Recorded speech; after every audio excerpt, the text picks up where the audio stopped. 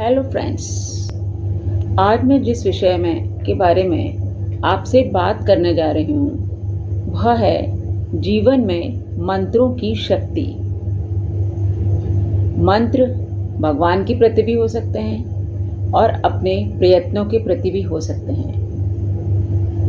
और यह जो कोटेशन मैं बोलने जा रही हूँ और इसका जो कुछ थोड़ा बहुत कंटेंट है वह है by Mr. Anupam Kher.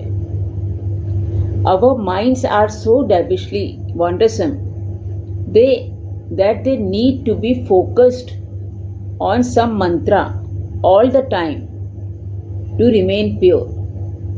हमारी जो विचारों की श्रृंखला है वह इतना तेज दौड़ लगाती है कि हम उसको पकड़ ही नहीं पाते, और यह हमारे लिए बहुत ज़रूरी हो जाता है कि हम उस श्रृंखला को कहीं पे फोकस करें जिससे कि वह हमारे विचार प्योर भी हो सकें और एक जगह एकाग्रचित होकर कार्य भी कर सकें।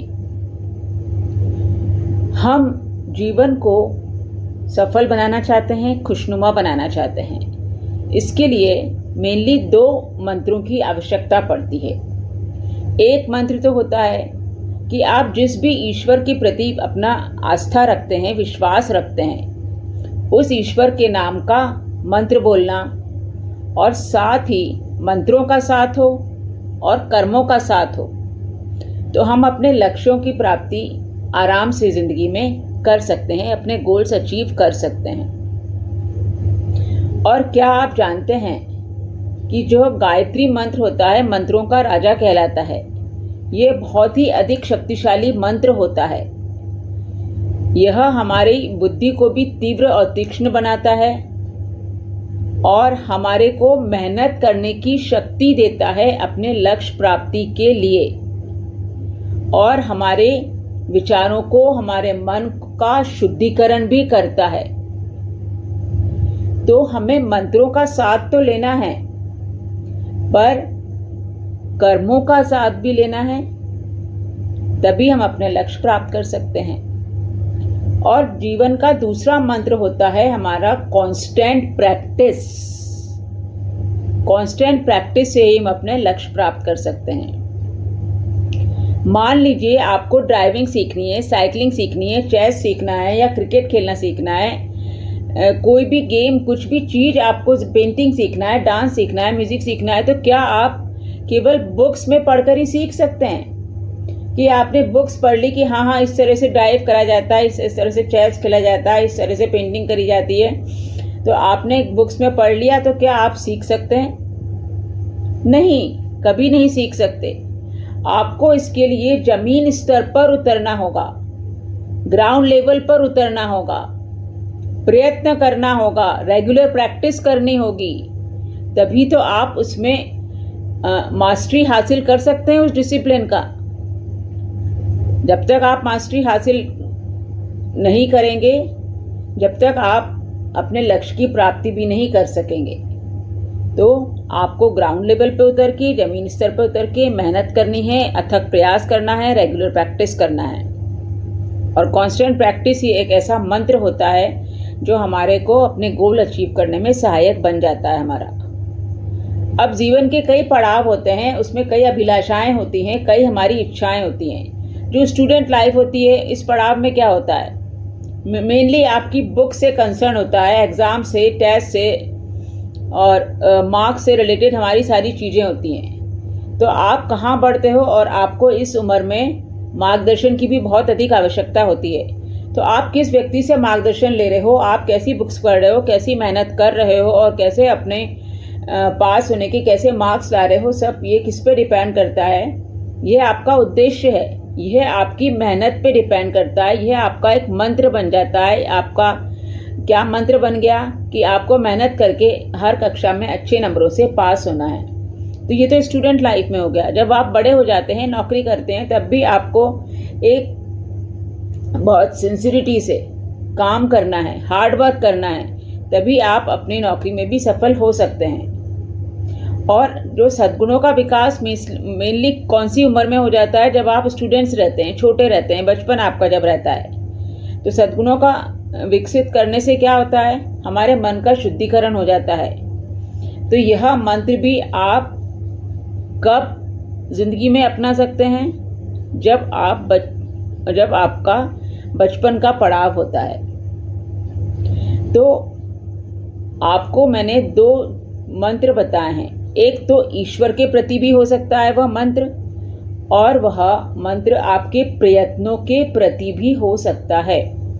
और जब आपके प्रयत्न प्लस ईश्वर के प्रति जो मंत्र आप बोल रहे हैं, दोनों का कॉम्बिनेशन हो जाता है, तब तो आपको लक्ष्य प्राप्ति करने आराम से ही लक्ष्य प्राप्ति कर सकते हैं। कोई आपको मना नहीं करेगा लक्ष्य प्राप्ति के लिए।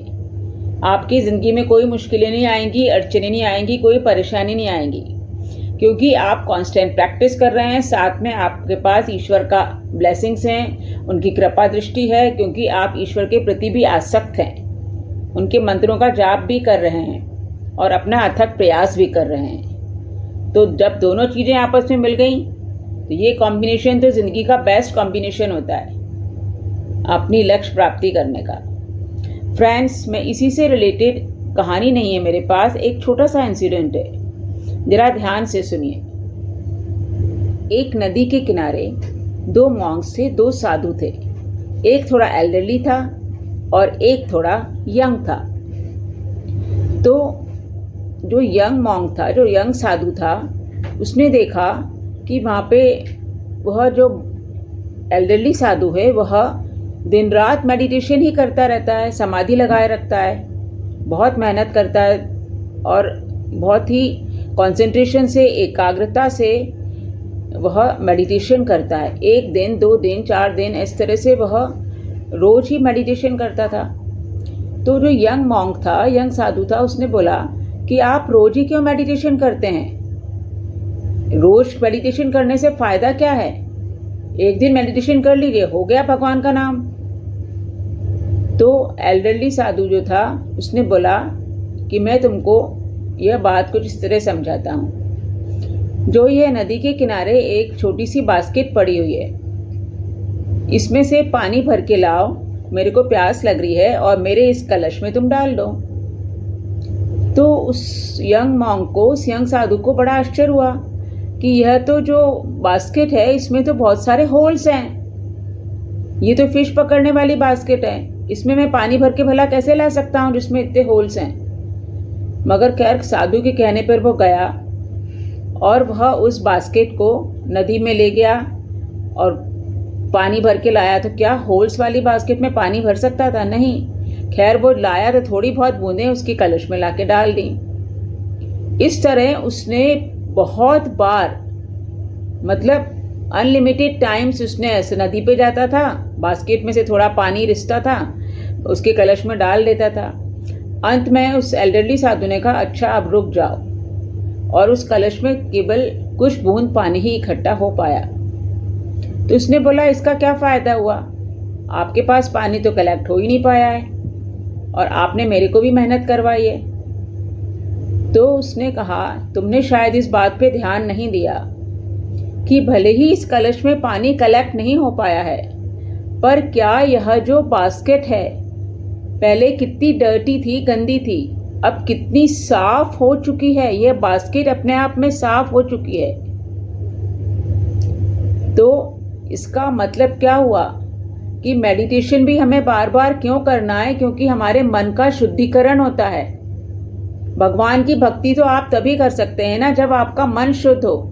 मैकेनिकल भक्ति का तो कोई फायदा नहीं है। तो साधु ने इस तरह से उसको समझाया और उस यंग मॉन्क को, उस यंग साधु को समझ में भी आ गया कि मन का शुद्धिकरण बहुत जरूरी है।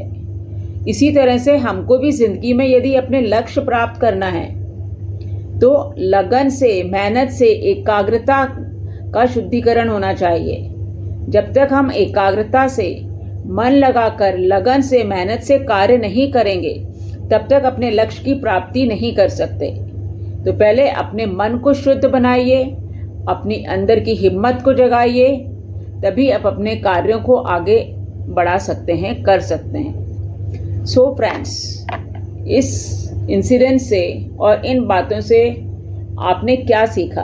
यही कि हमें ज़िंदगी में दो मंत्र हमारी ज़िंदगी में सहायक होते हैं। एक तो भगवान के प्रति और एक अपने प्रयत्नों के प्रति। भगवान के प्रति जो मंत्र होता है वह हमें शक्ति देता है मेहनत करने के लिए, आगे अग्रसर होने के लिए। वह मंत्र हम बोलेंगे तो हमारी ज़िंदगी में बहुत रोशनी हो जाएगी, हमारे मन का शुद्धिकरण भी हो जाएगा और हम में हिम्मत आएगी, ज़ेस्ट आएगा आगे बढ़ने का। और एक होता है कांस्टेंट प्रैक्टिस का मंत्र, रेगुलर प्रैक्टिस का। जब तक आप बुक से बाहर निकल के आपको कांस्टेंट प्रैक्टिस करना है ग्राउंड लेवल पे, ज़मीनी स्तर पर, तभी आप अपने लक्ष्य को, अपने गोल को अचीव कर पाएंगे। तो फ्रेंड्स, बस आपको यही कहना है कि इन मंत्रों को फॉलो करिए और अपनी लाइफ को खुशनुमा बनाइए, सुखद बनाइए। तो मिलते हैं फिर अगले ब्लॉग में कुछ और अच्छी प्रेरणादायक बातों के साथ। यदि आपको यह ब्लॉग पसंद आया है तो आप इसे लाइक कीजिए, शेयर करिए और सब्सक्राइब कीजिए। और हाँ, कमेंट भी ज़रूर करिए।